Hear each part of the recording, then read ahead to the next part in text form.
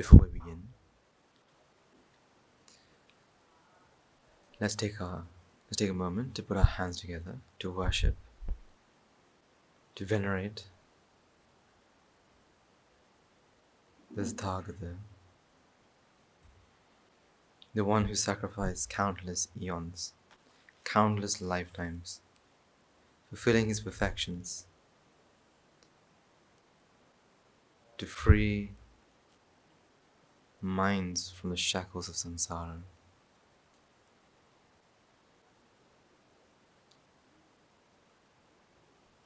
Who could have become an arahant at the feet of the Lord Dipankara Buddha, decided to jump back into the fires on samsara to save other beings. So let's take a few moments to worship the Lord Buddha by chanting Namaskara 3 times all together and with me. Namo tassa bhagavato arahato samma sambuddhassa. Namo tassa bhagavato arahato samma sambuddhassa. Namo tassa bhagavato arahato samma sambuddhassa. Welcome everyone to the monastery, where during the rainy season we have droughts, and during the drought seasons we have rain.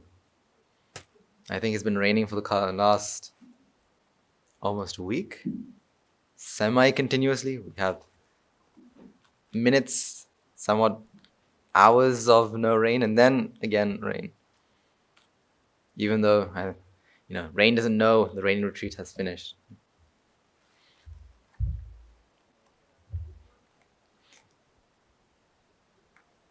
But is the rain a good thing or a bad thing? I mean, do you like the rain or not like the rain? Do you want the rain or not want the rain? Waking up in the morning. I think one of the most difficult things to do is waking up when it's raining, especially on a Saturday or a Sunday. When you hear the rain, that's almost like a signal saying that, stay in bed for a bit longer. Because it's cold and you're snuggled in bed, very comfortable. But yet, everyone in our monastery has to wake up at what time? 4:30. Regardless, whether it's raining, whether it's very cold, very hot. I don't know, if it snows one day, even though it's snowing, at 4:30, we have to wake up. And I think that's one of the most, it's a very good advantage that we have. Because our tests our determination. It's a way we can test our determination because we have to wake up, whether you like it or not. This is the advantage of having a teacher that says, this is what has to happen. You have to wake up. Now it's a fight between what you want and what you need. A fight between what you want and what you need. This is when the quality of determination is very strong. How determined are you? How close are you, or how determined are you to wake up? Another way of thinking about it, those of you who may not reside in the monasteries, waking up to an alarm. I remember, I think I've told you as well, that, back in my past, that to wake me up, I needed several alarms. Not just one single alarm. If I wake up at 6:30, it's not alarm at 6:30, I wake up and go and do what I need to do. No, it used to be 6 o'clock, 6:15, 6:25, 6:30, 30. And eventually it's mother who wakes me up and says, Puta, now it's too late, let's go to school. See, even to these alarms, See how much determination you have to wake up. Early in the morning. See what excuses you give yourselves. It's raining today. It's cold. Yesterday I slept, a little bit late. I think I woke up twice in the night. I wasn't able to go to sleep after that. I mean, we are, as a race, very good at making excuses. When we can't do something, we have a list. We bring out a list in our pocket and we say, okay, what excuse can I bring out today? It was raining. My alarm wasn't working. And we bring out a list and we say, this is why I couldn't do this. This is why. These are, our ability to give excuses is one of the most biggest things that hinder us from achieving what we want. Because we, say it's okay. Something happens, it's okay. Not that something happens, let's find a way to not let this happen again. Instead, we say, it's happened, it's okay. We always justify it. We say, I made a mistake, but I made the mistake because it's not my fault. Instead, the alarm didn't ring. Instead, it was raining. Not that it was raining and so I didn't want to wake up. No, it was raining, therefore I didn't wake up. Always trying to point it somewhere else because it feels good. Because when we point at ourselves, we are, self-scolding almost. That's my fault, I should have done that. No, it feels better to point out inside and say, it wasn't working, that didn't happen, this didn't happen. That's why we love excuses. We absolutely love excuses. And I know through my life of how many excuses I used to give. And I know how now, you see, it's only afterwards, after a while, do you realize how silly it was to have made an excuse. Because at that moment, when you're giving the excuse, it feels like this is the best thing to do at this moment. Give an excuse and justify what you did and then move on. But after a while, when you look back at that situation, you think, well, why did I give that excuse? Why could I not just accept it? Because normally we give an excuse when we're scared.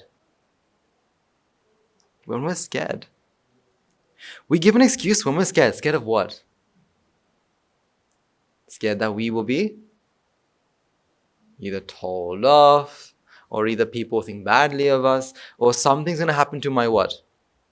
My image, or my ego. Something's going to happen to my image, and therefore, I don't like it, so therefore I'm going to give an excuse to justify it, so people don't think badly of me. Excuse.com.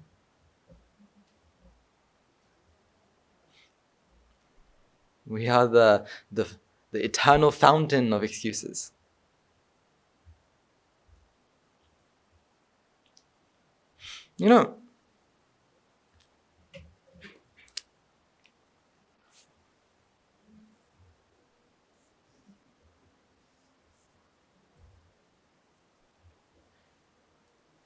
Whenever you meet a crossroad,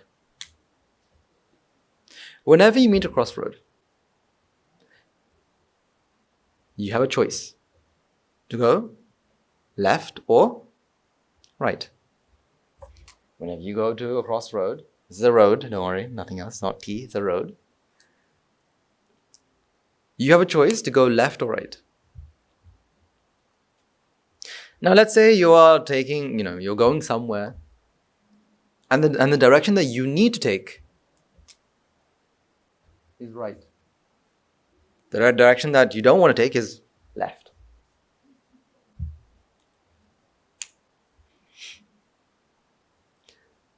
Now let's say, you're going on this crossroad, you're lost. Let's say, your phones aren't working, Google Maps is not working for some reason. And you want to know which way is right. What is the one of two information you need to go on the right track? or go on the right path? What is the one of two informations? Because there's two things that can be given, and that's enough for you to know which track to go or which path to take. What are those two information? One of them is, if you take a right, you'll be going to your destination. What's the other one? Don't take left. That's enough, right? If someone says don't take left, what do you take? The right. Now, something that lots of us are scared of, lots of us fear, is being confronted or being scolded or being told off by a teacher. And if you think about it, if you look in through your entire life, the amount of things that we do to remove ourselves from those scenarios, those situations, is endless.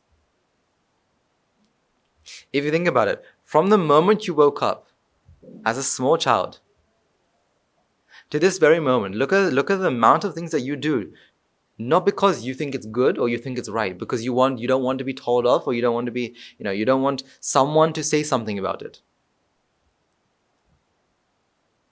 For example, when you were young, right, in your schooling age, why did you go to school? Why did you go to school? I went to school to learn, to pass my exams, to be educated. That's why I went to school. No, ask our children here today. They'll say what? I go to school because if I don't go to school, Amma Tata's going to start shouting at me. If I don't go to school, when I get to school, then my teacher's going to ask me, why wasn't I here yesterday? And because I'm scolded, I'm going to school today. Because I'm going to get scolded, I'm going to go to school today. What about brushing your teeth? How much easier is it to go to sleep without brushing your teeth? Now, at the Noble Hearts, you see a lot of this. These young children finding many ways to escape brushing their teeth. So what do we have to do? We have to actually, get that toothbrush, put that toothpaste on the brush, and stick the toothbrush into their mouth and send them to the sink, or else they won't do it.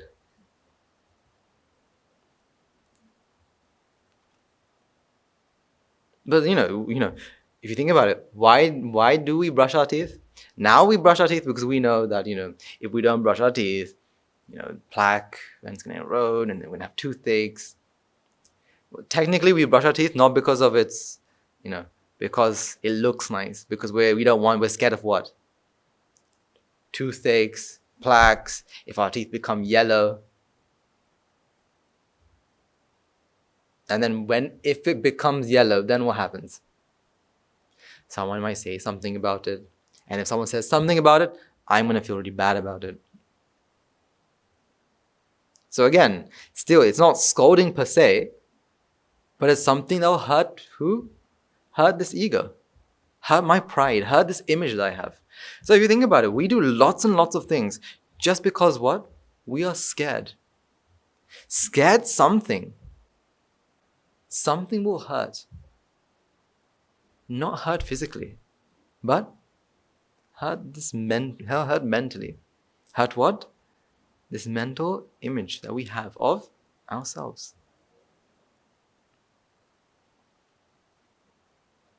Actually just take a minute just to think about the amount of things that you do.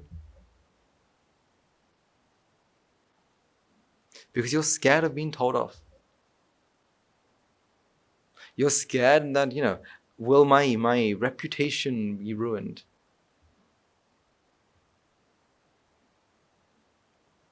Now, I'm not saying that it's wrong. You should brush your teeth in the morning. You should brush your teeth at night. You should take a shower every day. Those are, basic human requirements. However, if you do something because you don't want to be scolded, then there's something wrong with that. Because scolding is what? Or someone telling you off is what? Someone telling you, don't go left. If you go left, this is what's going to happen. So don't go left. And when someone praises you, that's like saying, take the right. So whether you're being scolded or being praised for what you are doing, you are being told, you're being told what path to take anyway. Either don't go left or, go right. Both saying the same thing, whether you're praised or scolded, whether you are said, whether you are appreciated for your actions or whether you are scolded for your actions. Either way, you're taking the path. But yet we're terrified of being scolded. We're terrified that someone will say something about it. We're so terrified that something will happen to my what? My image that I have, my reputation, my ego, my pride. We are scared of that. And because we are scared, we start to avoid situations that we get scolded. Even though that's helping us on our path. Even though that's showing us what direction to take. So we are scared of being scolded.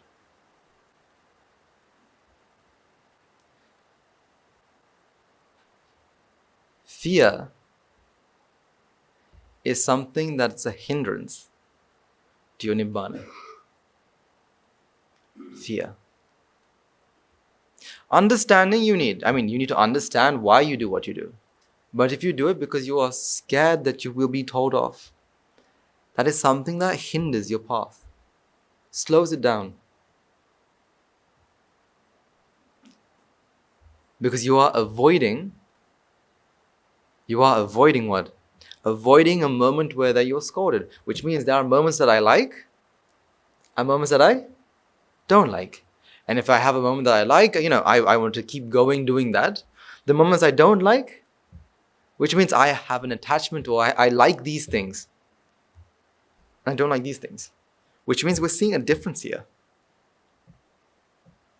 And the great Arhat Rahula Maharatan Mahansa, before he became an Arahant, it's very interesting. When we talk about these stories of the time in the Buddha, we think about how quickly they all attained Nibbāna, right?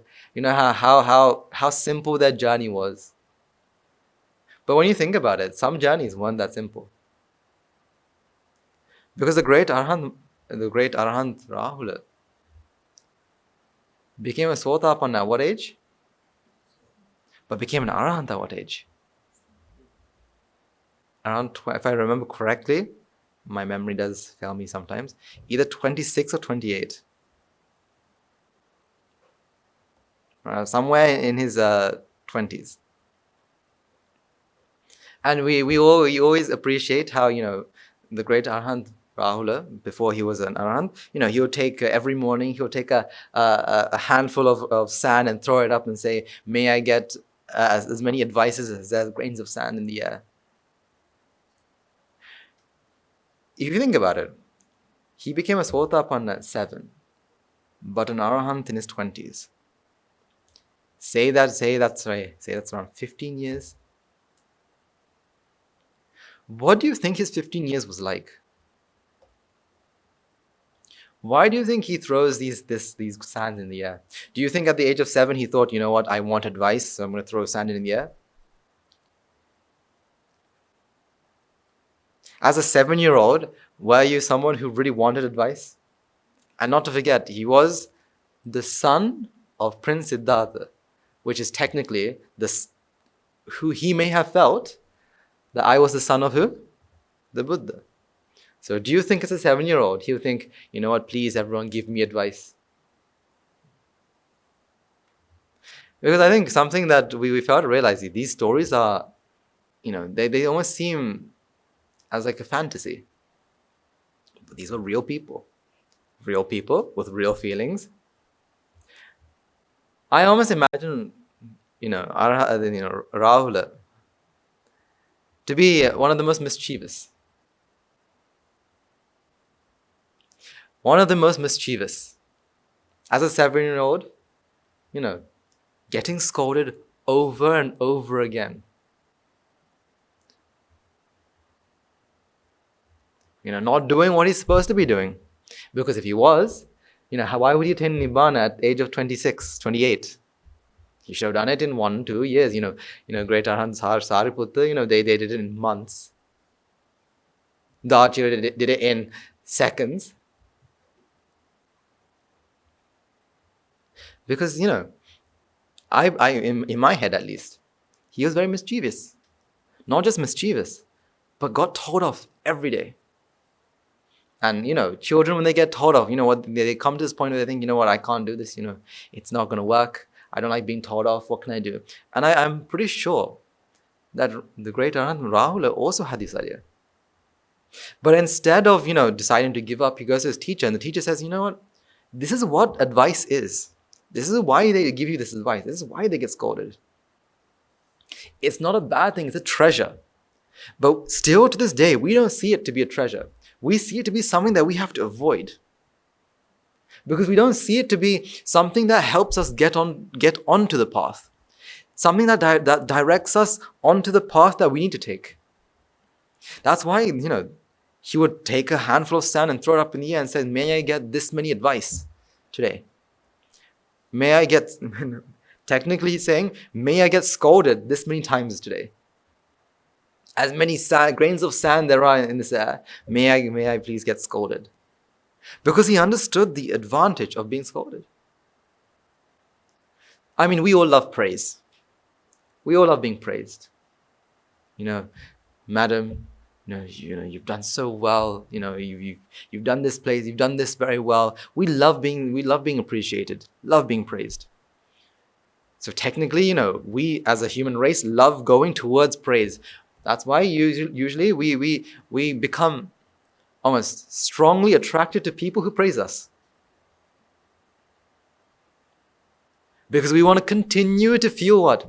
Good about ourselves. So we want to always be what? Praised. Think about it, right? As a part of our Sila Shravaka Shravikas, Anagarikas, monks and whatnot. There's always, a group of people, at least one person, who always is very, very nice, very, very good at praising, starts praising other people and saying, Mahatma, you did that very well, well done. Or Mahatma, you work really hard. I saw you putting up these flags and you were working very hard. I saw that. Whether you know it or not, you really do like that Mahatma or Mahatma. Why? Because they make you feel what? Good. Because they praise you. Because as we all love to be praised. But when your Kalyana Mitra, fellow Sila Shravaka Shravika, fellow Anagarika, fellow monk, scolds you for something that you've done. Maybe not scold. Let's not use the word scold, because in our head scolding has a very, very tough thing. Or at least, shows you a mistake.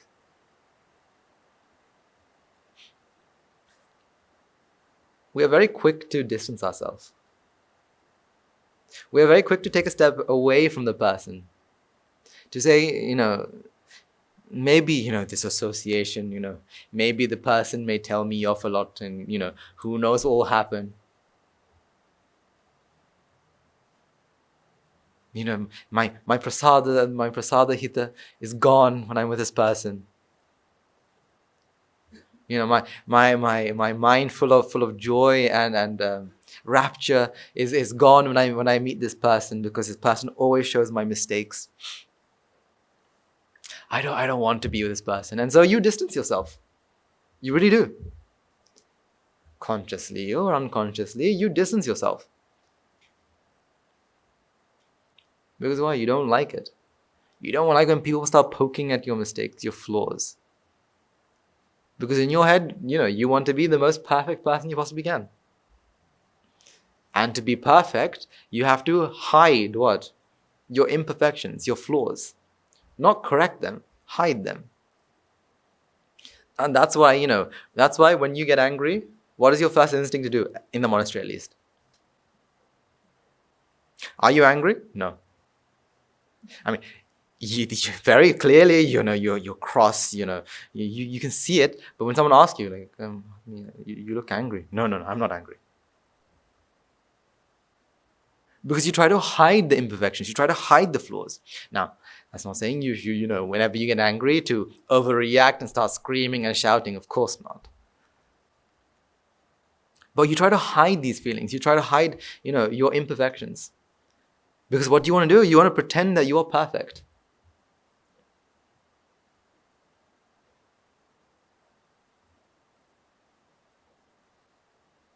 Let's say, I don't know, one day for Dana, let's say that they're serving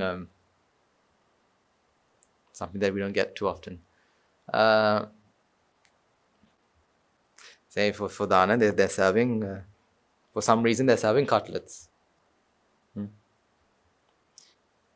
The person next to you asks, Mahatma, I don't want to eat my cutlet. Can I give it to you?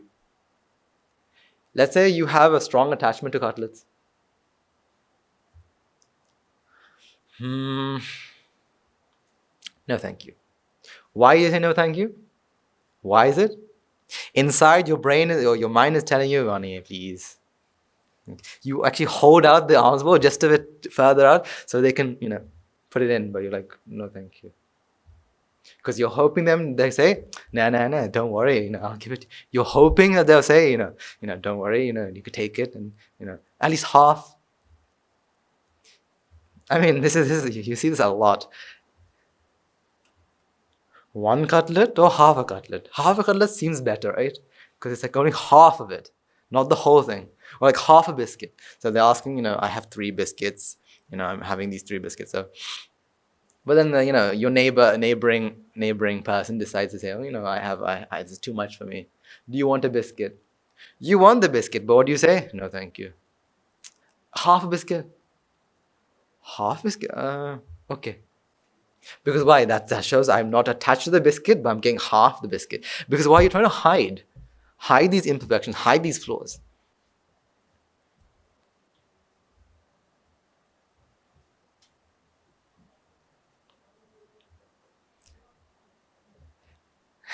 Let's say you're hungry. You are actually hungry. Let's say for some reason you missed breakfast and dinner and lunch the other day. So after 24 hours, this is the first meal you're having. But let's say you're going on Dhamma, right? Not in the Pada, but the Dhamma. And for some reason, the person who served you only served a very small amount of rice. Now, we can't say anything about it. We accept what we get served. But let's say you're still hungry. You're still really hungry.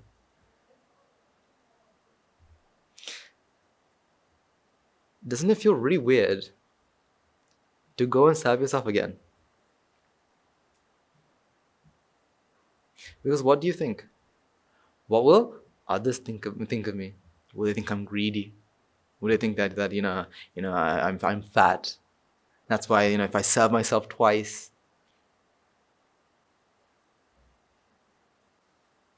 See, again, because we don't like this. We love being praised. Of course, love being praised. But we avoid being told off. We avoid being scolded. So we try to hide our imperfections. We try to hide our flaws.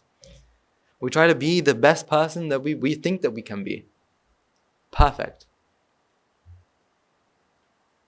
Like I said, when we have this idea of, I'm trying to be the perfect person, or when you're trying to maintain a character, that happens. Through life, we maintain characters. You can see this very well. Do you associate, the person, say, your best friend or the person you associate the most, the same way you associate, another person? No, because you always have a character that you maintain. That, in front of this person, I act, as a very calm, very, very, very, gentle and stuff and person. But when you're with your friend or with someone that you know very well, out comes the actual monster.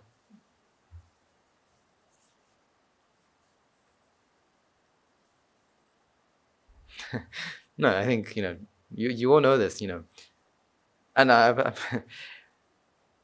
the front door of your house is a portal. It's a portal.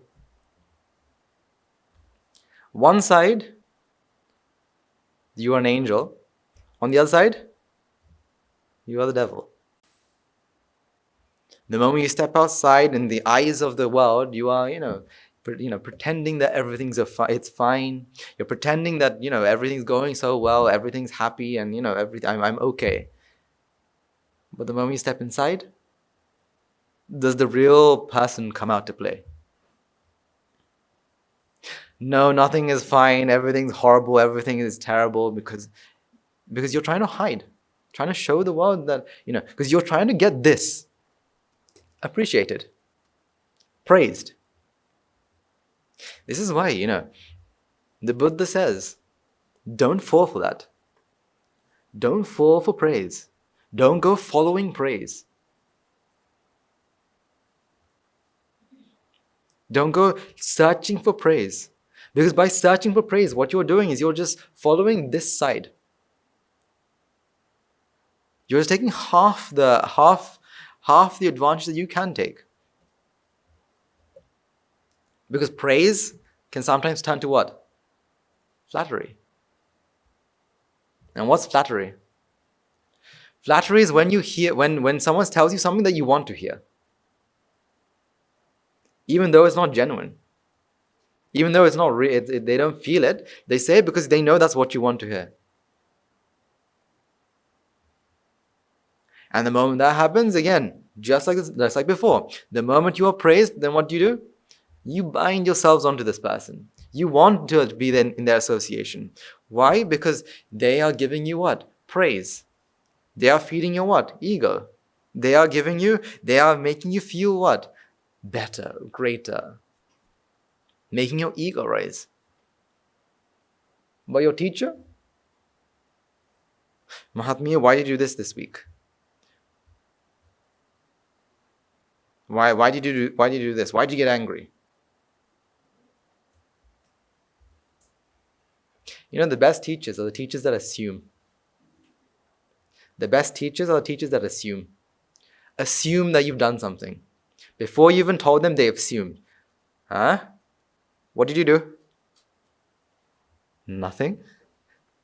Are you sure? Because what do you feel? You feel that, I'm going to be scolded for something that I haven't done. I mean, that's one of the worst feelings, right? Being scolded or being told off for something that you haven't done, where you haven't done anything, but yet someone comes and tells you, why did you do this?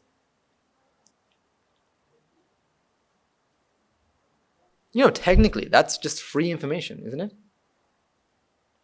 Technically, that's free information. I mean, that's like, I think one of the best examples our teachers have given us is that, when you go shopping, do you buy everything in the shop? You don't have a dog. Do you still buy dog food? You don't have children at home to play with toys. Do you still buy all the toys? No, when you go to the shop, you take what you need, and the rest you just leave. But when it comes to a person giving you advice or, telling you something, we seem to take everything. You see that person, my teacher thinks I'm a horrible person. My teacher thinks that maybe, he probably thinks that, I'm a person filled with desire. I'm a very short-tempered person. All you need to do is poke me and I'm going to start getting angry. My teacher thinks that.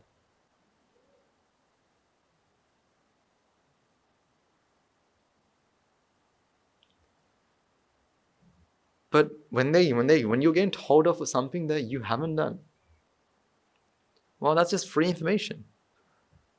Don't walk backwards. Okay. If I ever walk backwards, I'll remember this. I'm not. Or why did you? Let's say, I don't know. What's the things you get blamed for that you haven't done?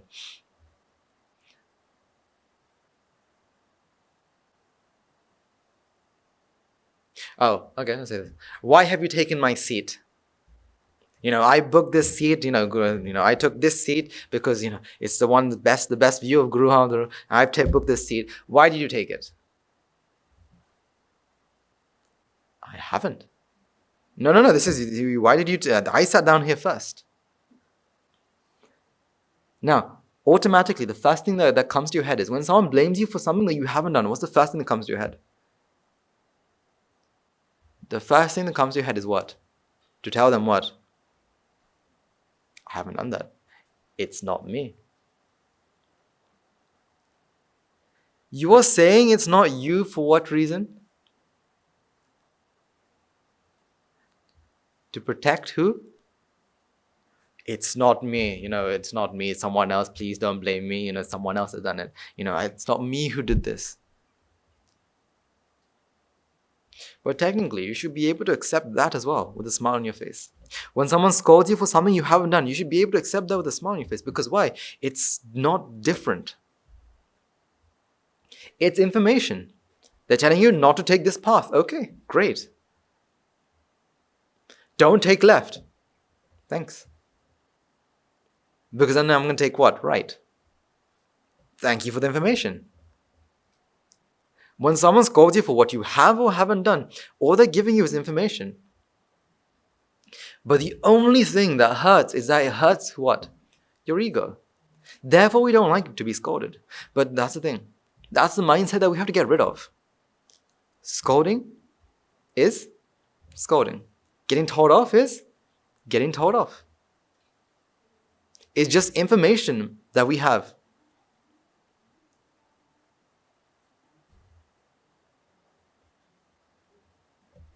What is the worst way to be told off? What is the worst way to be told off?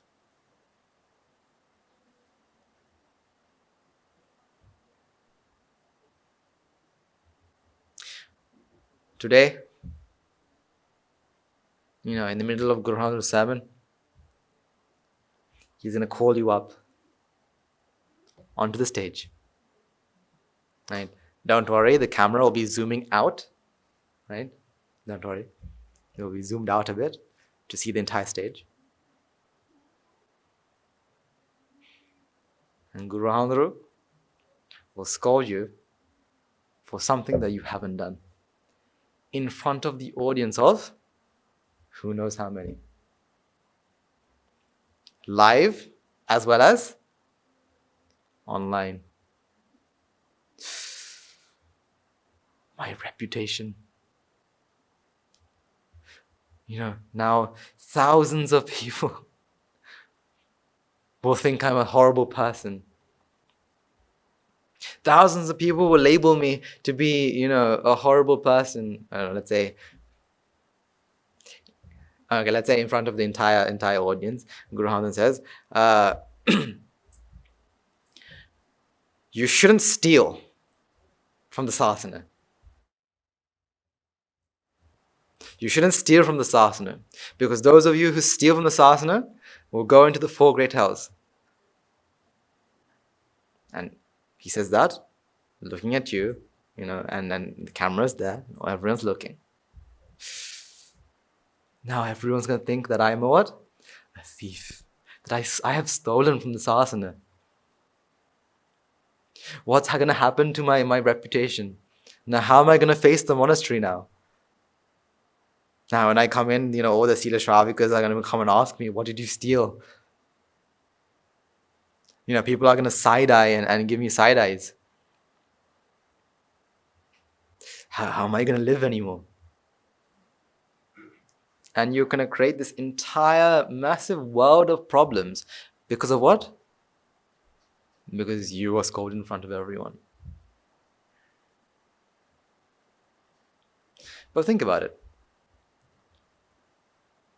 Think about it. Take a moment to actually think about it. What is actually happening? A mind arises. A mind passes. A mind perceives sound.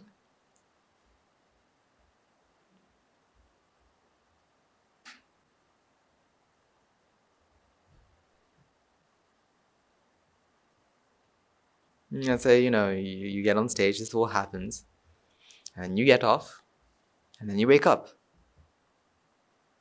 And you find out it's all a dream. It's not real. Well, whether you are actually on the stage or in a dream, both of them are exactly the same, aren't they not? Both of them are exactly the same, because why? What are you feeling? You felt as though the mind arose with sound. Well, in a dream, it's more of a thought. But basically, it perceived that it's being scolded.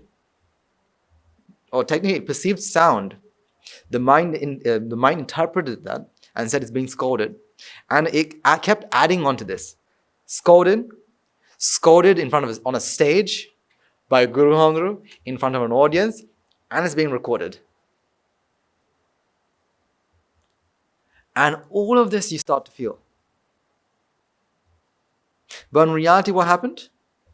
The mind arose, the mind passed. Sound was perceived. Then where was the audience? Audience was perceived. Where's Guru Hangru? Guru Hangru was perceived. So basically, you are suffering because of your perception. You perceived it.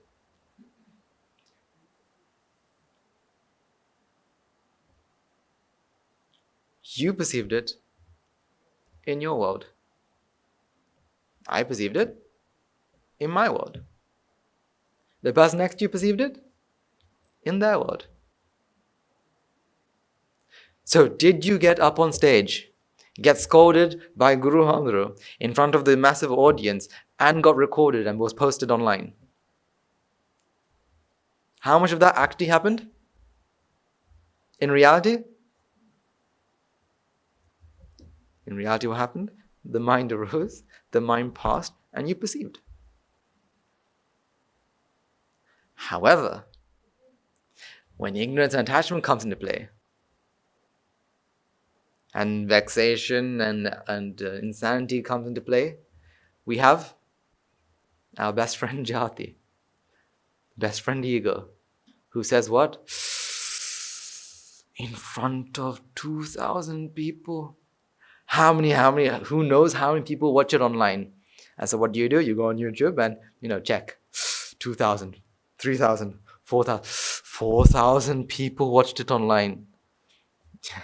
You wake up the next morning, you say, 12,000 people watched it online. What am I going to do now? How am I going to face society? That all comes because of who? Because of what? Because of our best friend? Ego. See, if you took a moment, actually saw it as it is. Whether you are scolded, because the worst thing is you're scolded for something that you haven't done. Let's say you haven't stolen. And technically, Guru Hangru hadn't even said that you've stolen. He just looked at you and said, what? You shouldn't steal from the sasana. That's what he says. He didn't say, sir, madam, you shouldn't steal. No, he just looked at you and said, you shouldn't steal from sasana. You made this massive problem up. You built the problem up from the ground level. You built it up, and you're suffering. If you were to take a step back and see it for what it truly is, now you're able to see it. Because, if you haven't done it, that's okay. That means if that situation arises in the future, when you get to that crossroad, you know not to take left. When you get to that crossroad, you now know not to take left. So whenever you get the chance, say, let's say you go into a place and you see something on the chair that belongs to the sasana. Now you know not to take. Great. You are saved from doing bad in the future. What's wrong with that? What's wrong is not with that. It's both with the ego. How hurt do you feel? How it feels as though someone's taken a dagger and pierced it through you. That's what hurts. Ego is what hurts. Not what happens. It's not what happens. It's the ego.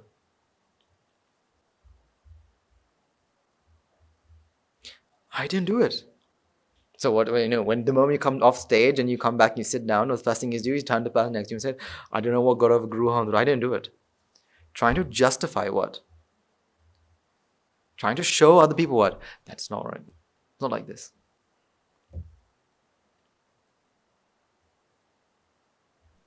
But remember, there are three things that you can't keep hidden. There are three things you can't keep hidden. What are they?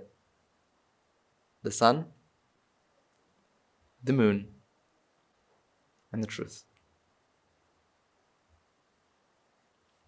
Let the truth come out by itself. There are three things you can't keep hidden. The sun, the moon, and the truth. Let the truth come out by itself. Because that's when you can show your true colors. How? After all this, and then, somewhere, after a while, say Guru says, that Mahatmya that came on stage, I was just testing her. Now what does everyone feel? Really? Guru was testing this person? And that Mahatmya didn't, when she was on stage, her smile didn't change. Smile didn't change. What a great person she is. What a great person he is. Now the world will truly know who you are. Just think about it. Imagine you do something, or you haven't done something, and your teacher scolds you for that.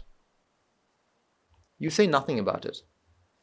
Your teacher doesn't ask you, just scold you and say, scold you means tells you off, saying don't do this again. And you just stay quiet. 2 weeks later, your teacher finds out that you haven't done it. That you haven't done it. What does your teacher now feel? How great my student is. How great my student is. Now your teacher is thousands of times more impressed because you kept quiet. That's the thing, never give an excuse. Even though the moment you get scolded, the first thing that comes to your tongue is, this is what happened. It's some sort of excuse. Don't give it. Don't say anything until what? Until they ask, why haven't you done this? Then you can say, I haven't done this because of this. Until they ask, stay quiet. Don't open your mouth. Feel the burning sensation inside of you. The ego, pounding on your mind, saying, go and tell them. Tell them that you didn't do it. Say this, say that. Give this excuse, give that excuse. When you can't give an excuse, what do? You lie. Again, you lie to do what? To save your ego, your pride, your jati. To protect jati, you lie.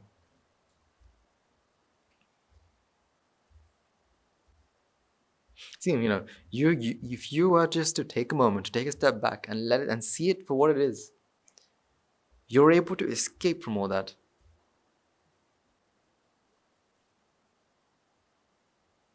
Now, I know I'm talking to people who have taken a massive leap on that journey to Nibbāna. So I'm not going to say, because there are people that, if they know that they're going to be scolded, say they've done something wrong.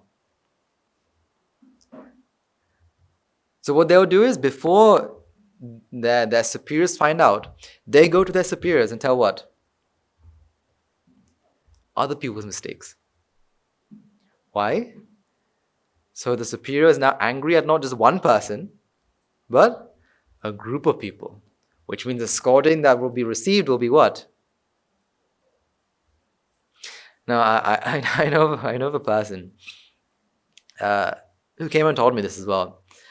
Is that whenever they've done something wrong, they will go and tell the head mistakes of others. For two reasons. One reason is so, before they get told off, before the person gets told off, now there's a group of people to be told off. Now the amount of scolding reduces. As well as, then the amount of scolding will also reduce, because the head will believe that the reason why they've come and told this person's mistake is because they're jealous or they feel they want to retaliate. Now, I know all of you don't have that. I know all of you, living and breathing in the monastery, you have so many good qualities that you don't go around telling people's mistakes to others. Gossiping or telling or finding faults in others. And not just finding faults. Finding faults is human. You see something wrong, that's wrong. But instead, not just finding faults, but going around telling it to other people. The other day I saw this happen, this person's like this, that person like this. Gossiping. We've gone beyond that. We've gone beyond that. We no longer feel the need to feel superior by gossiping someone's mistakes. But people do that. We all love gossip, don't we? Think about your past. There's always that one person that you always go to because they've got all the information. So you go to the person and all you have to do is start talking and they start, telling you about everything. Oh, this happened to this person, this happened to that person. And you collect all these stories. Why do you collect these stories? To make yourself feel what? I know all of this. I'm better than all these people. That's why people can't leave celebrities alone. People can't leave celebrities alone. If you are a celebrity, or if you are famous in some sort of way, people will always find a way to search for some sort of mistake, some sort of flaw, and spread it around the world. Why? Because they feel so inferior. They feel so inferior. I don't know if you've ever done this, but I know lots of people do this. Is that when they see an actress that they like a lot, the first thing they type on online is actress without makeup. And they go, it's all makeup and glamour and costume. It's lighting and smoke and magic. They're not like this in real life. Why? So they can feel that, because they feel inferior. But when they find some sort of gossip, they can feel, I am not like that. I am superior. Ego at play. Jati finds itself everywhere. You take a moment just to think about it, Jati is absolutely everywhere. Finding itself in every nook and cranny. Everywhere.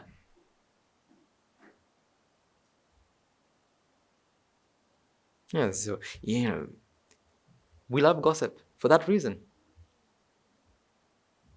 I don't think any one of you listens to gossip and changes themselves. Do we? I heard this person was stealing. And you think, okay, from today onwards, I'm not going to steal. You don't think that. Instead, you think, that person stole? Really? Oh, no. And then you start telling other people as well. You think, I found out about this person. This person's not the same. It's not the person that you think the person is. Because you feel superior. Because in reality, if you looked at it in a most humane way, if you see someone's mistake, what should you do?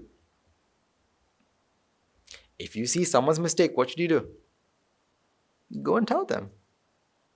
Excuse me, you have this mistake. If there is no point telling them, then tell someone who can change them, i.e., their teachers. And say, teacher, this person's like this. How can you help him, or what can I do to help him? Instead, what do? You go to these corners. Not really. You don't go to corners anymore. And you don't need to go to corners. All you have to do is get into a group of people and out comes information. Out comes all this information. Because why? Ego. So coming back to scolding. Coming back to being told off. It doesn't matter. Let yourself be told off. See if you can accept it. See if you can accept it for what it is. Not trying to hide it. So next time someone tells you off, see if you can listen to it. Without giving an excuse. Without trying to change the way they think of you. Think about this, right? When you go to your teacher with a problem, we talked about a bit about this last time as well. Do you rehearse the problem in your head?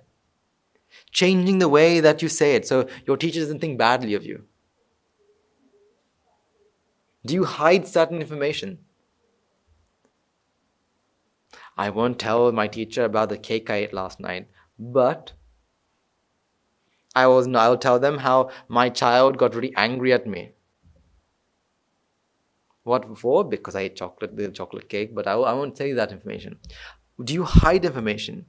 Do you try to protect yourself in front of your teacher?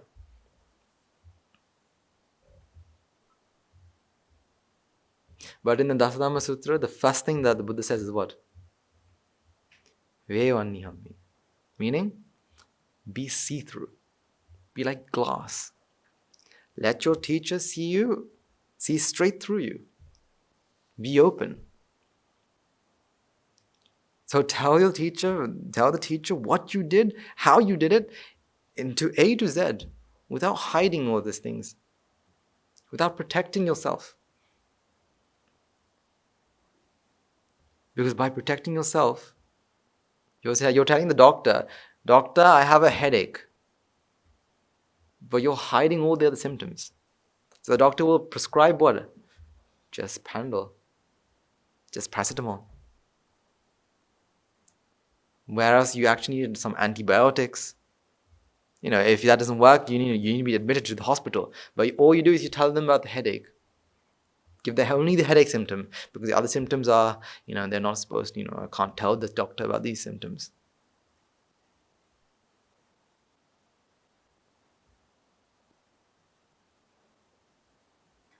That's why, you should be able to tell your teacher the story from A to Z without hiding anything. Without trying to change information just so the teacher doesn't think badly of you.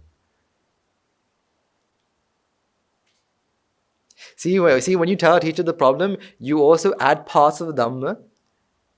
Not because that's how you contemplate it, but because you want to tell your teacher that I also know Dhamma. So for example, say, say something happened, and let's say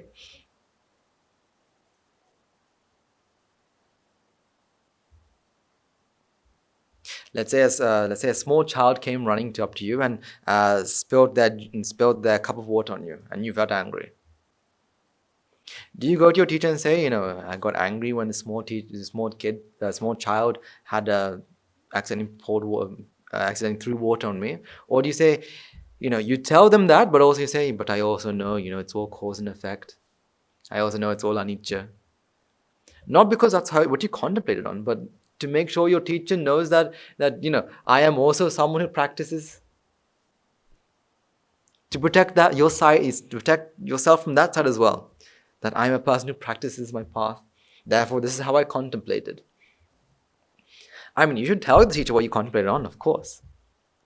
But for the reason you want them to know what you contemplated on, not to protect yourself.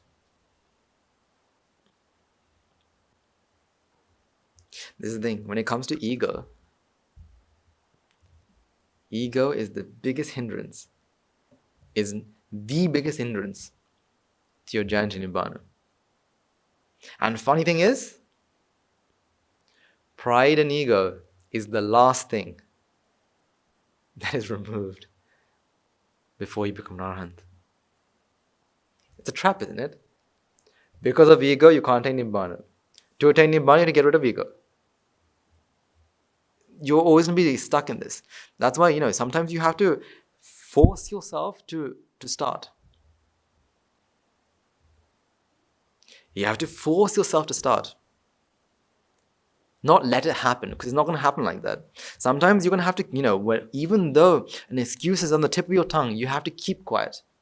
Force yourself to keep quiet. Because that's how it starts. After you keep quiet, now the next time you are able to take the next step forward.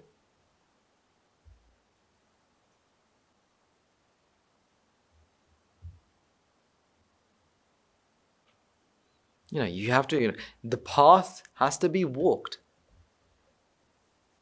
You're not going to somehow teleport yourself to the end of the road. You have to walk. You have to walk the path. To walk the path, the first step, you have to force yourself to do it. You have to think about it. Once you start walking, the process of walking becomes easier.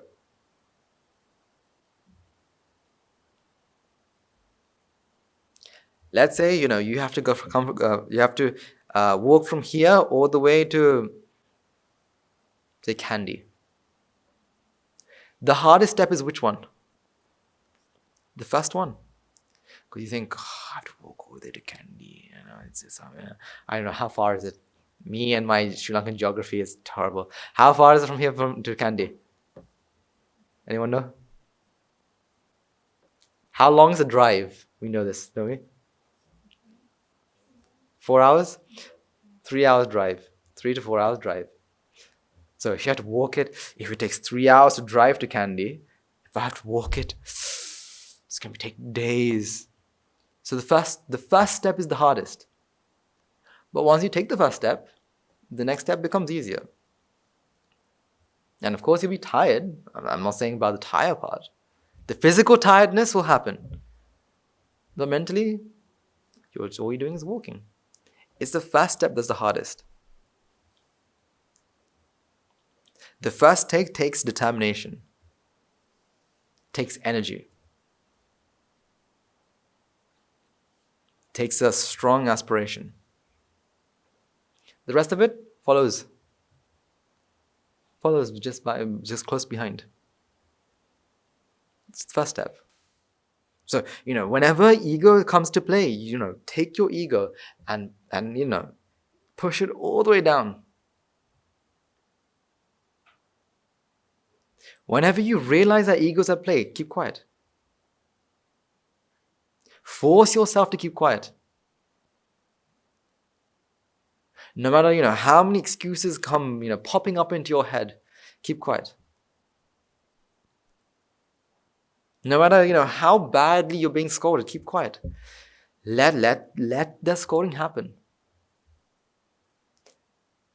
And accept it.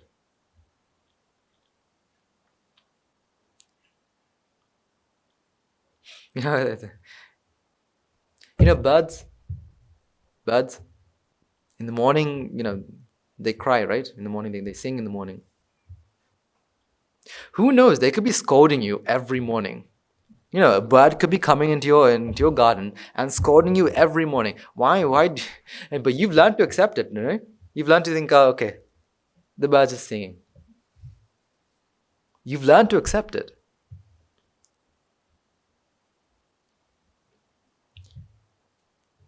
Do you start changing yourself because of this bird who's scolding? This house and these people living in this house. Because of this house, I can't eat the worms that are in the floor. Curse everyone in the house. You don't care. You've accepted it. You've accepted it. Whether it's something you've done or it's something you haven't done. You've accepted it. One reason is because you don't understand.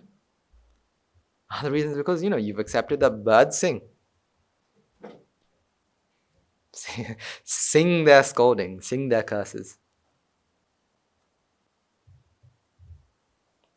All we have to do is accept others. Accept other people's. No, this person's like this, okay. So what? Don't do this. Okay. Do this. Okay. You're such a great person. Okay.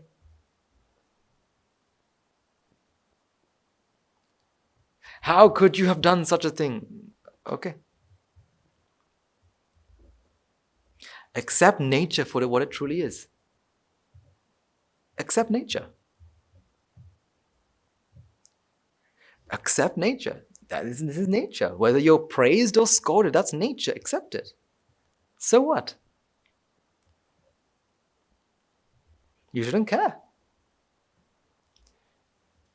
I mean, you should care for the advice. The advice you take and you change yourselves accordingly. But apart from that, it's okay.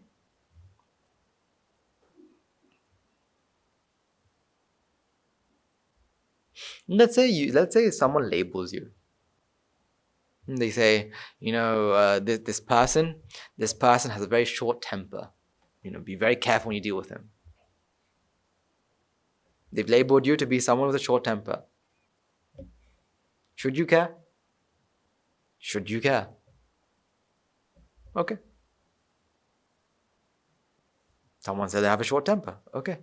Someone spreads around the gossip saying that, I have a short temper. Okay. So what? Let's say you actually do have a short temper. Still. Okay. What's wrong with it? That's like saying, this is blue. Oh no, the pen starts thinking I'm labeled blue now, I can never be red again. No, it just accepts it. Just accept it. It's okay. All we can do is try to change.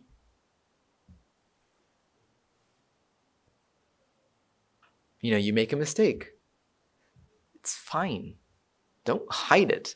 You've made a mistake. It's okay. Because it's not the end of the world, is it? You still have an entire, it's not the end of the world. You've done a mistake. Okay. All you do is change. That's all that has to happen.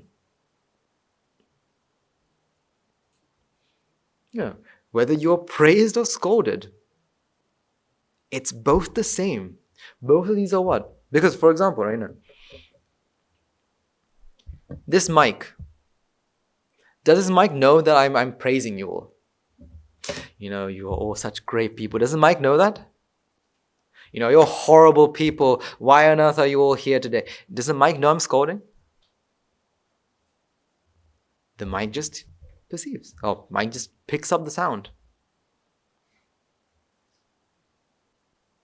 The mic just picks up the sound. Because, what is your mind? Your mind is what perceives.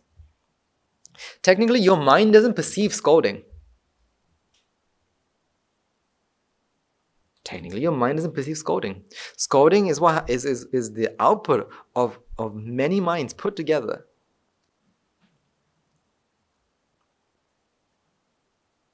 Do you know what's one of the worst things as well?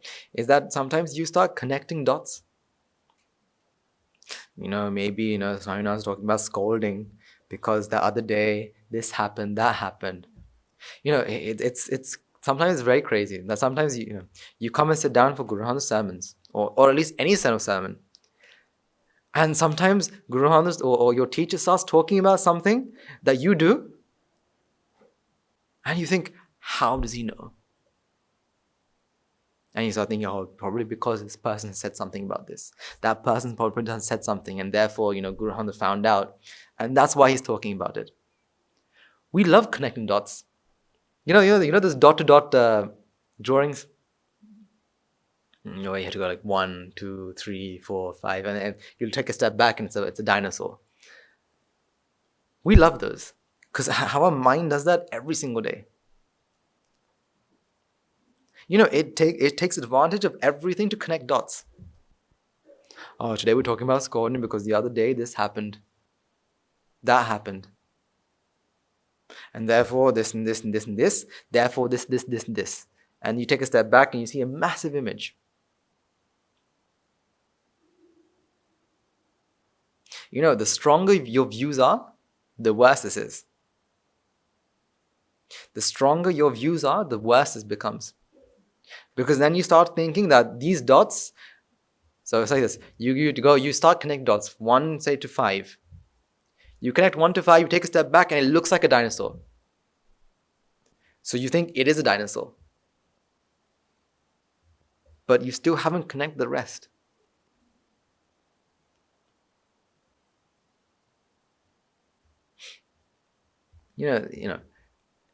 Because of our ability to connect dots, we can't actually enjoy life. For example, if you think that if something actually did happen, trust me, I don't know. Trust me, I have no idea whether someone got scolded or not or whatnot. No, this is a topic that came to my head. But if you were to be scolded, have been scolded, or something was to have happened, then you can't enjoy the sermon for what it is. Because then you're thinking, then all the news have gone out. If Unasi knows, then that means every other monk in the monastery knows. And if every monk in the monastery knows, how my reputation's ruined and da. Connecting dot after dot after dot after dot. You aren't able to enjoy. You aren't able to enjoy what is happening when it's happening.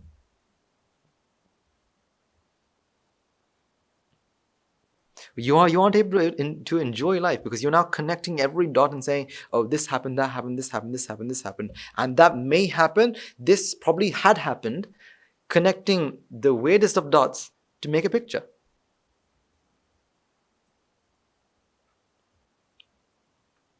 When we even talk about memory, you use your memory as well as alter your memory the same way.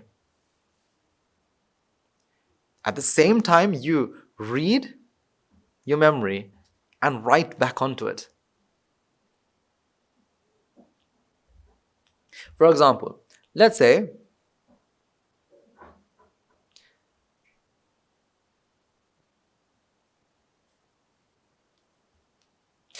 someone gives you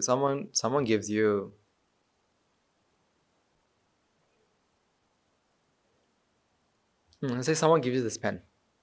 Someone gives you this pen and you think, oh, okay, I have now a whiteboard pen.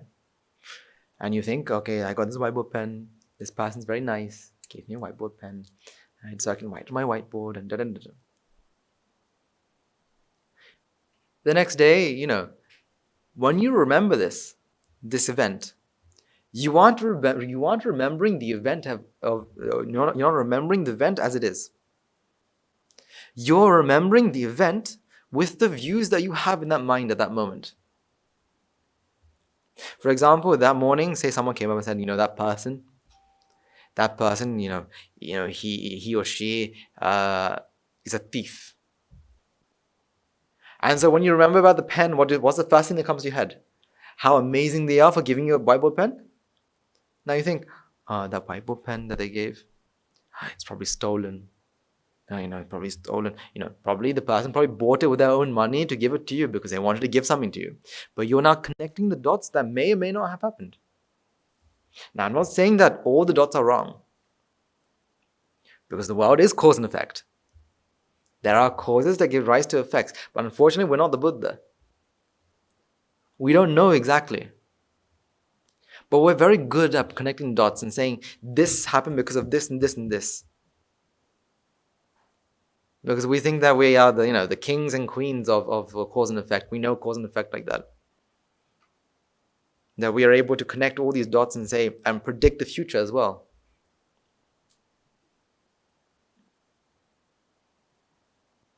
We're able to connect the dots and predict the future as well. And make assumptions. Because now you can't enjoy the pen for what the pen is. Because now you're thinking, oh, because this pen, the person gave me this pen, but it's probably stolen. And now you can't accept the gift. Because you think that the gift is not a gift. Because we're not able to live this world for what it is. We're not able to accept nature for what it is. We try to live in this mind-made world, your world. Your world and my world, are they the same? Your world and my world, are they the same? Technically, is there a your world, my world? What is there? A perception. A perception that happens at what moment? This moment. So there is no your world, there is no my world, but there is a perception. One perception. So, for example, you look at this, one person perceives one thing. Perception also happens here. Are those two perceptions the same? Are they the same? We'll never know. We'll never know. We'll never know. I know, I see this like this. What do you see? You see like this as well, right? Are we seeing the same thing? We'll never know. Because this mind perceives this. That mind perceives this. This is equal to this? We don't know. Because we're always talking about an observer. According to the observer, is this how it is? Now that doesn't mean. See, this is when you can not fully understand this, right? This doesn't mean that you're seeing, I'm seeing, a completely different thing to you. I'm seeing something like this, right? But you're seeing this, I'm seeing this. Because this is a question that someone asked as well.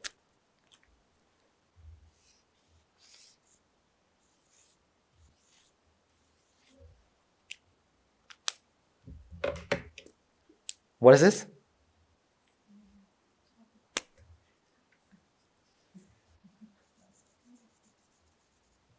It's a traffic light, right? Or in Sri Lanka, a color light. Now, this doesn't mean, right, because every person who has learned to drive, or at least who knows to drive, they know when the light turns red, you have to stop. Now, does that mean we all perceive the same thing? When the light turns red, so it's red now, do we all perceive the same thing?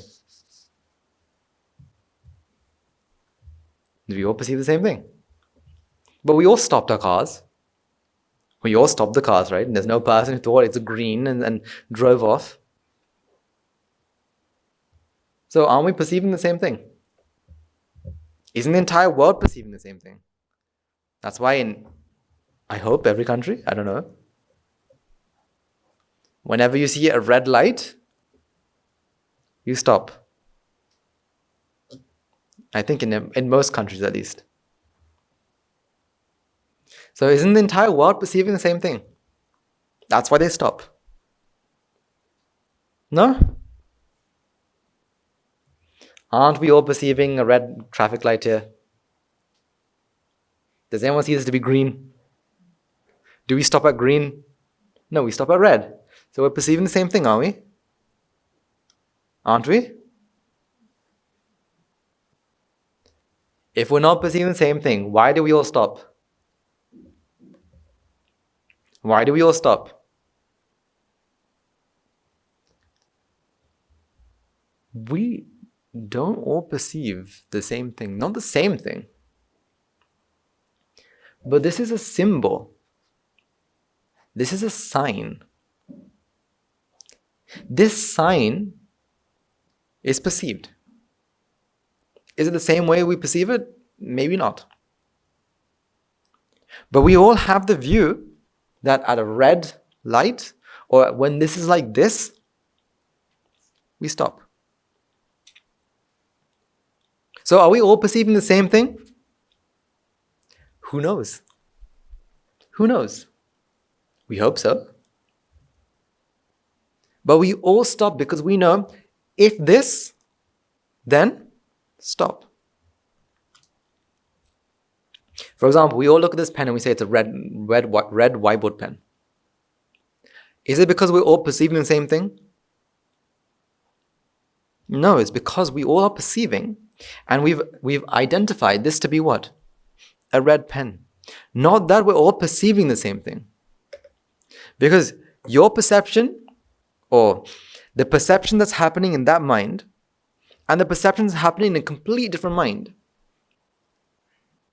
are just what? Perceptions. Perceptions are always the coming together of different causes. Perceptions are always the coming together of different causes. What are the causes? For you to perceive this red traffic light. I don't have a green pen today, so if I had colored it green, the green traffic light. Right? For us to perceive a red, what does that mean? The causes have to have aligned in some sort of way for us to perceive a red traffic light. And for us to identify and say, stop. For us to identify and say, stop. So what are the causes? What are the causes? Number one, eyes. 2, light. 3, brain. 4, so these are no order, these are just random order. The mind, or the mind base at least, as well as memories, views.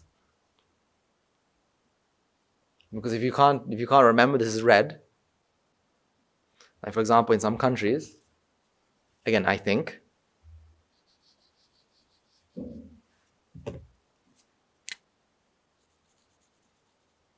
red is down here. But you still stop.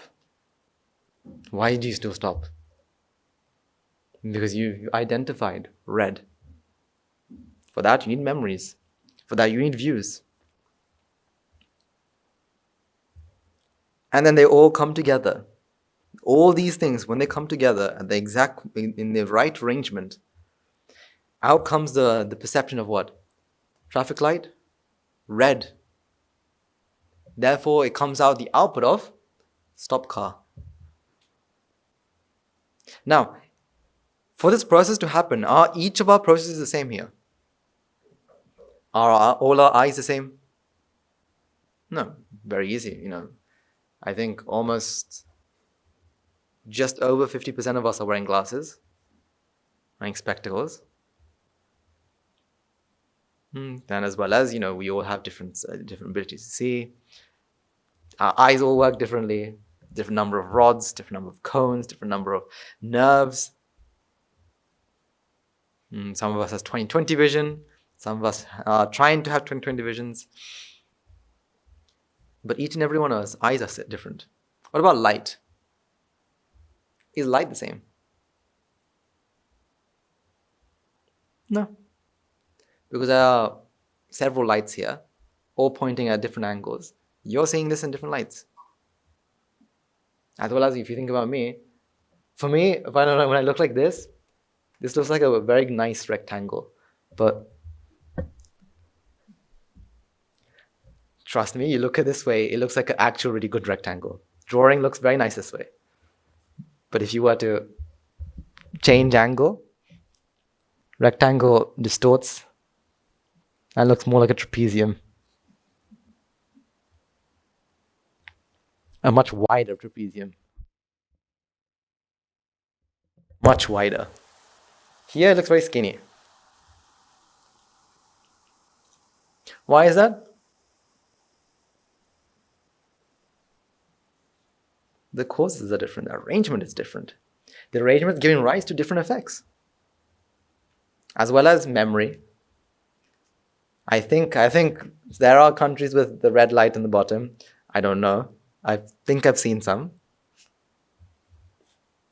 Could be, might not be. I have not seen any with the red light in the middle. But if there is, could be.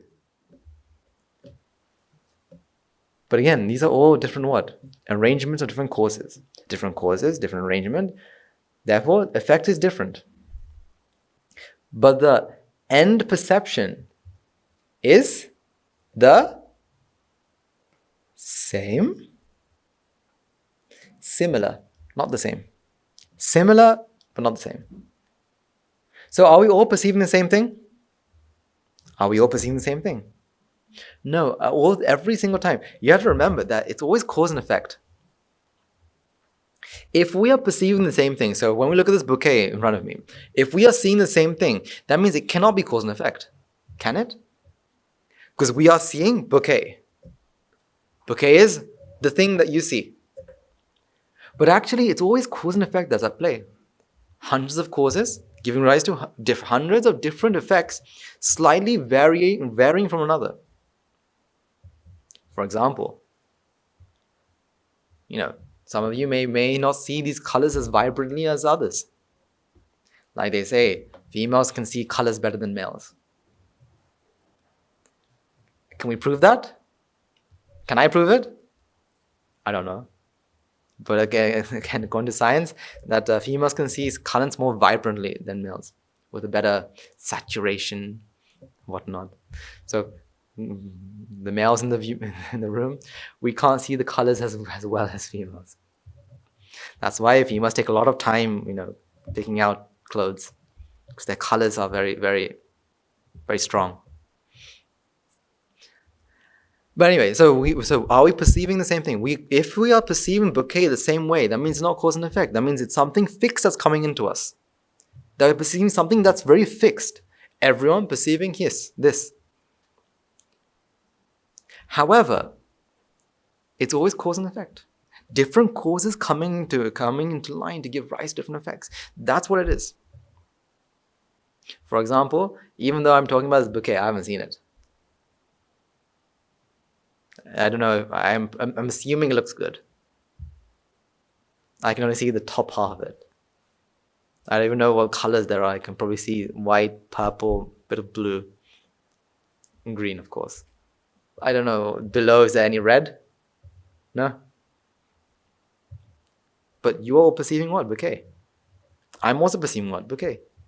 Are we perceiving the same thing?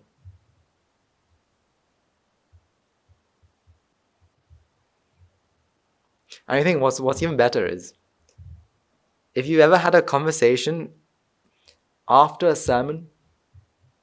So for example, you listen to Guru Han's sermon, right? He has 4.5 hour sermon.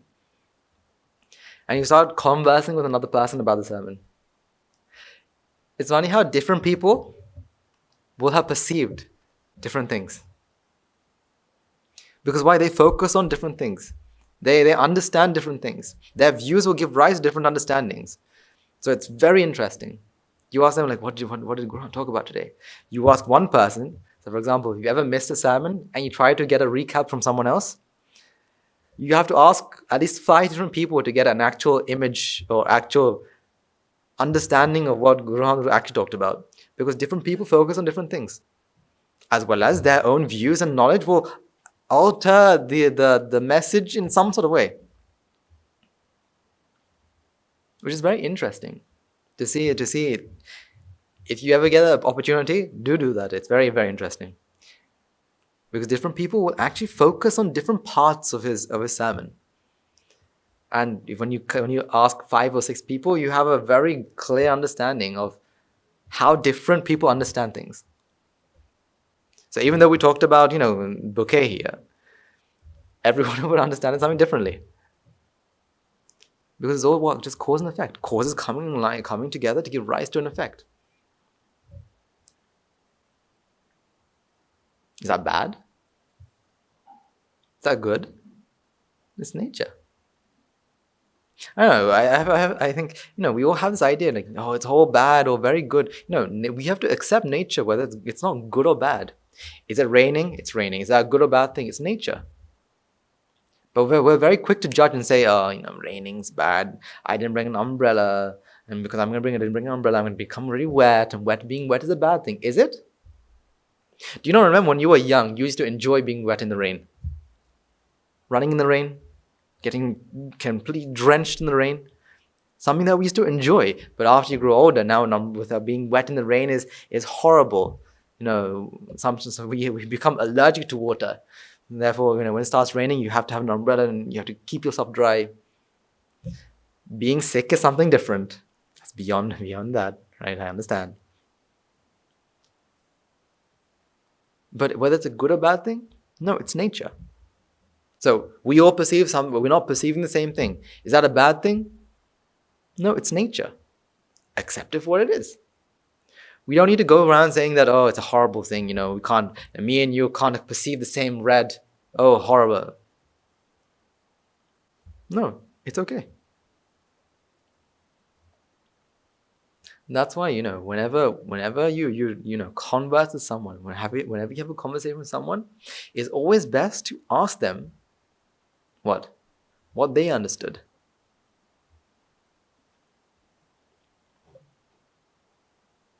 So you give them a task. So you say, let's say, can you go to the Dhamma hall and pick up 3 brooms and come back? It's always best to ask, what do you need to do? So you understand that they've took the message that you wanted them to take. Because 99% or 95% of all problems are what? Communication errors. All you have to do is just ask.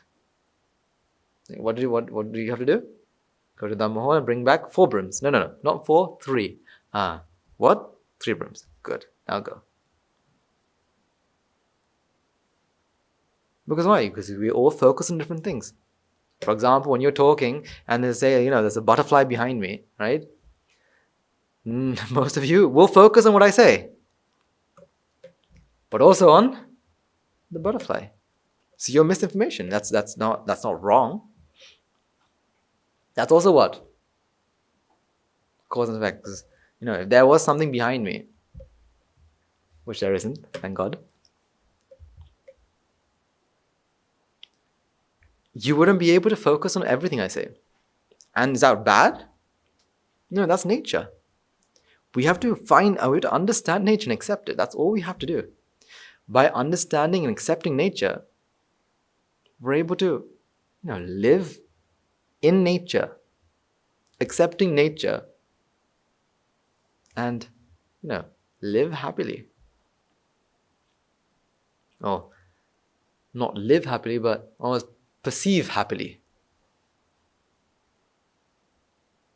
Living in the present moment.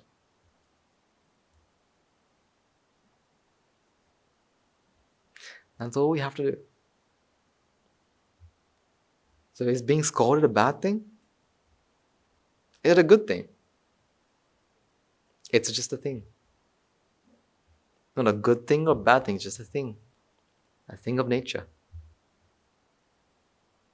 So whether you are scolded, whether you're being praised, that's why, for Aritanuansis, what do they say? That they don't feel a difference between what? Praise or scold. That's like Sariputta Maharaj says, well, I'm like a carpet. People can, wipe their feet on me. Meaning, people can scold me, can do anything with me. Or, they can, wash me and clean me with, rose water. But I accept nature. It doesn't matter. See, that's all we have to do. Just accept nature for what it is.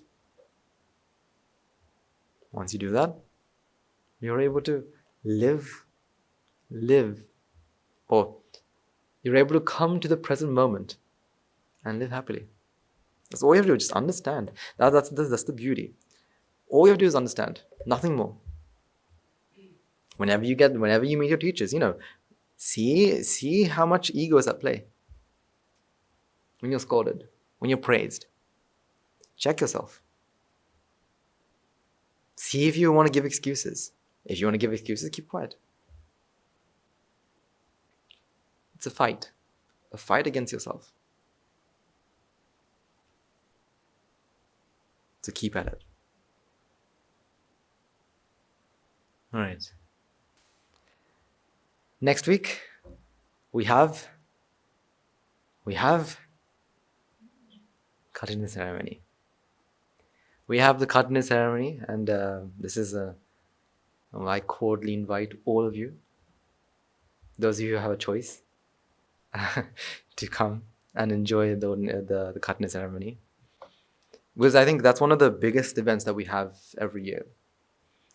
I mean, all of our events are very big, I agree. But Kathina is also one of the most special because it's one of the most meritorious. To be able to chant Pirit all through night, and then have various discussions, advice, and you know, all of these meritorious activities. I think Kathina is a day that we get to do all 5 things for sustaining Nibbāna. We listen, you get to preach, but you get to chant and meditate and contemplate. Yes. That's the day you get to do all 5 of them. And that's why, Kathina is one of the most strongest days to do lots of merits. As well as it's one of the days that you get to stay overnight in the monastery. It's not something you get to do every day. As well, no, but it's a time where you get to accumulate lots of merits by chanting, by being with amazing people, getting to do lots of different meritorious activities, as well as, don't forget, the sewing of the Kathina robe. You all get a chance to do that. I can't remember the numbers, but they say every stitch is equivalent to thousands of births as the Sakradeva. So it's one of the most meritorious, as well as, it's a time where we all come together. So if you can come and join us on the Kathina, please do. It's one of the most advantageous things, one of the biggest events, as well as invite other people to come as well, friends, families, people from your workplaces as well, to come and join in. It's just it's a 2-day program. But that also means, so next week is the fast. On the fast, we will not be having the English Psalm in the morning. Right? So we won't have the English Psalm in the morning. No English Psalm in the morning, but we have Kathina in the afternoon and towards the second as well. As well as, another event. The week afterwards, we have an ordination ceremony, where 8 of our most senior Anagarikas will no longer be called Anagarikas, will shed their white clothes and become maroon, crimson color, some sort of color, robes. Right? We'll be able to don robes and join the Mahasangha, the Sangha, not the Mahasangha, but Sangha. Why? Who's the Mahasangha? Bhikkhu, Bhikkhuni, Pasaka, Pasaka. All of us. But join the Sangha, the monkhood. And so, 8 new brothers, 8 new names to study. All in good time. Yes, it's very difficult now. Because that's now how many? 200? With these 8, it's almost like 200 and something. Names. Soon it'll be, Dhammapada will be one thing, names of monks will be something else. Right? We have a book, names of monks, and you have to go through the books. Your teachers will tell you, study Dhammapada, 1 Vagga of Dhammapada, and 150 names of the Sangha. It's going to be, it's a blessing. It's an absolute blessing to have, so many great people join our ranks, continue on their own. It's a journey that's taken by yourself, but also together. No one can walk it for you, but we all do it together. So we'll have, these 8 of our senior most Anagarikas to come together and we get to almost watch them be born as monks. And on that day as well, so that's the 8th, we will not be having the English ceremony either. So for 2 weeks, you have a 2 weeks holiday, right? Have a good rest. You will not be able to because Katina means you have to sacrifice your sleep and ordinary ceremony as well. But also have a good rest. 2 weeks. So yeah, so see, we have these amazing meritorious activities, which I do hope all of you do come. I cordially invite all of you. And to join in these meritorious activities, because these are, although we have ordination ceremonies, like I say, every 2 months. Every 4 months. Not 2 months yet, 4 months. These are very rare occasions. In our entire samsara, seeing an ordination ceremony was one of the most rarest things. Like I said last week as well, the event of a Buddha is rare. The event of a Dhamma is rare. The event of the Sangha is rare. If the event of the Sangha is rare, being able to watch an ordinary ceremony, you probably count them with your fingers. In your entire samsara, you probably could be able to count them. It's not something that's very common. Common, in this life, or our entire, samsaric journey. And let's not forget, when it comes to ordination ceremonies, our Anagarika Mahatmyas also have they get an opportunity to do one of the most greatest merits. What's that? For 7 days straight, give dana to the Mahasangha. If I believe so, it started today. And for 7 days straight, they'll be giving. See, the reason why we tell you all this, for the reason is because, not for you to think, okay, information. No, for you to rejoice. Because the things that other people do, when you find out about it, rejoice. Give the rejoice with your full heart, because you may not be able to. You may not be able to do it. Maybe, for example, maybe on the 1st of November, you may be busy. That's fine. Rejoicing can happen anyway. You may not be able to come to the ordination ceremony. Like for example, if you may not be able to come in person, but that's fine. You can still rejoice. Rejoicing is the same thing. Because a merit happens when your heart is filled with joy. Overfilled with joy is what merits are. So fill your heart with joy whenever you get to hear these things.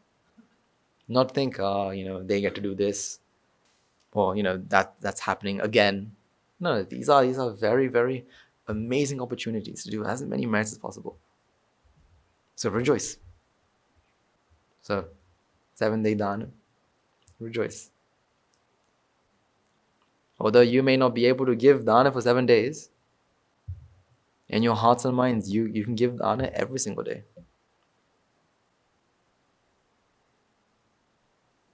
But these 7 days are special. Because it's for an ordination ceremony. Blessing the 8 to-be new monks on that journey towards Nibbāna, as well as making a determination. And I hope you do make the determination.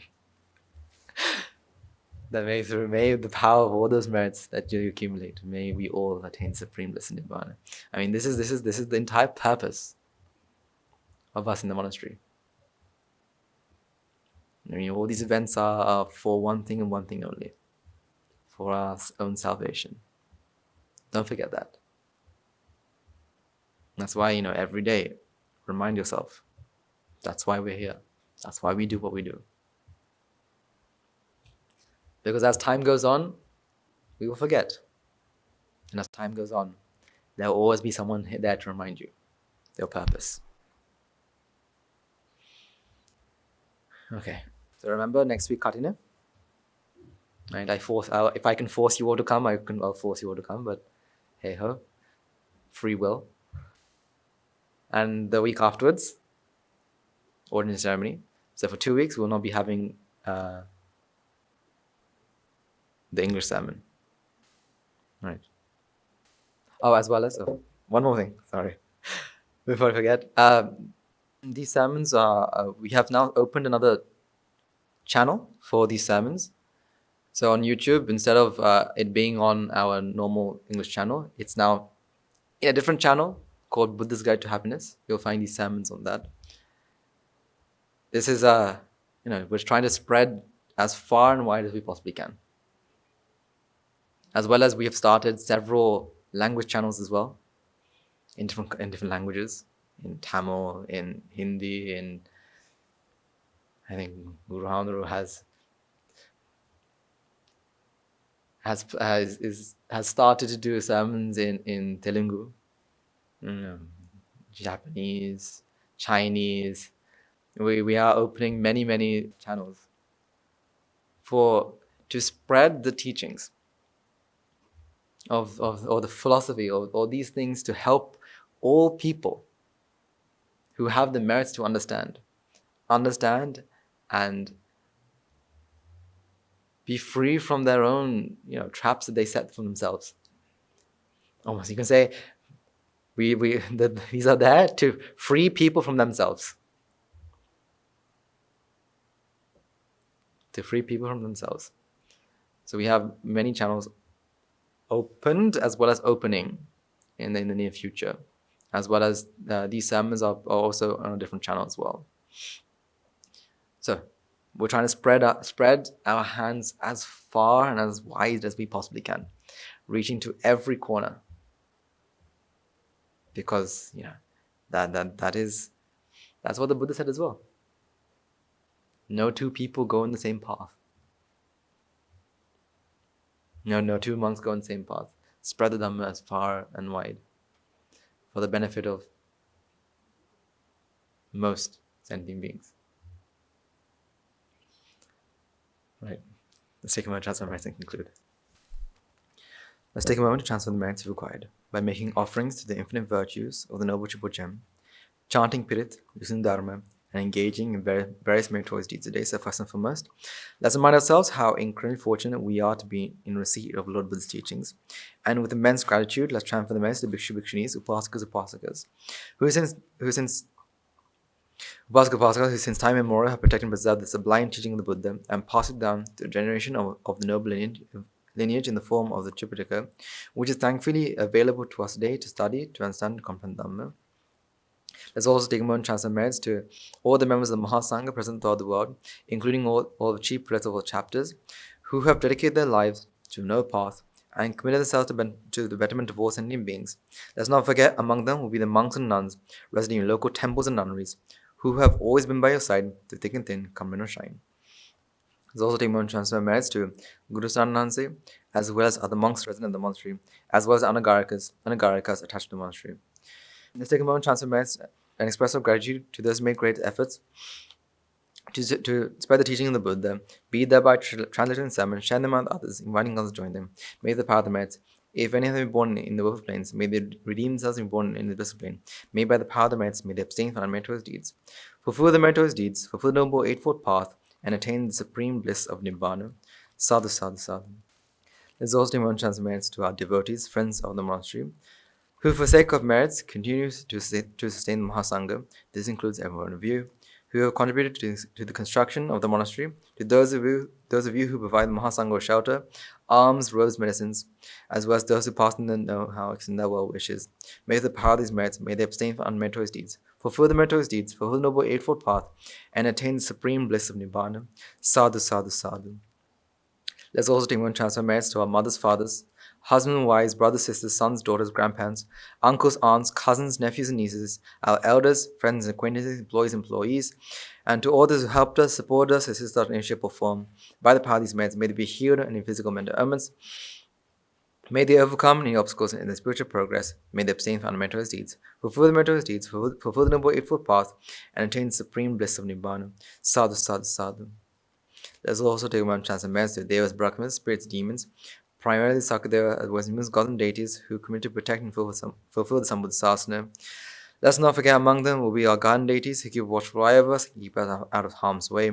May the power they merits, may they prosper in divine power and wisdom, may they abstain from unmeritorious deeds, fulfill the meritorious deeds, fulfill the Noble Eightfold Path, and attain the supreme bliss of Nibbāna. Sadhu, sadhu, sadhu. Let's also take a moment to transcend to our past relatives and ancestors who have predeceased us, to all those been friends and family and acquaintances in this seemingly long journey in samsara. Let's also take a moment to transcend to all those members of the armed forces as well as the police force who have sacrificed their lives to protect the peace and harmony of our nation. May all who lost life in the war, whether friend or foe, rejoice in the merits of Christ today. Let's also take a moment to transcend to all the Let's also take a moment to transfer merits to all those who lost their life in natural calamities such as tsunamis, earthquakes, and pandemics, reminding ourselves among them will be those been friends of home to us in this long journey samsara. May by the power of the merits, if any of them be born in the birth planes, may they redeem themselves and be born in the blissed plane. May by the power of the merits, may they abstain from unmeritorious deeds, fulfill the meritorious deeds, fulfill the Noble Eightfold Path, and attain the supreme bliss of Nibbāna. Sadhu, sadhu, sadhu. And finally, may the power, let's make a resolve, may the power and blessing of all the merits of Christ today. We've been witness the event of many hundreds of thousands of Aratmahinvases in this blessed land. And finally, may the power of all the merits of Christ today, you and I and everyone who made this program a success, become an Aratmanvase or Aratmahinvase in this very life in the era of the Gautama Supreme Buddha itself. Sadhu, sadhu, sadhu. May the blessings of Jupiter be with you all. The members of the Mahasangha who now transfer their blessings to you. Raga ginen midetva,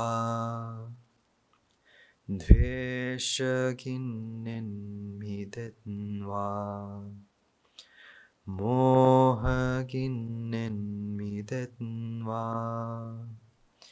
Nibbāna parama sukhain, Sukita taravitva, Nibbāna parama sukhain, Sukita taravitva, Mamada siyalu loka, siyalu satvayo, Nibbāna parama sukhain, Sukita taravitva, Nibbāna parama sukhain, Sukita taravitva, Nibbāna parama sukhain, Sukita taravitva. Raga gini niveva, dvesha gini niveva, moha gini niveva, nivan sepa lebeva, nivan sepa lebeva, Nivan sepa lebeva. Tunrongi, Susam Ananta Mahaguna Belim, Siloka Satyam, Nibbāna Parama Sukhain, Sukhatare.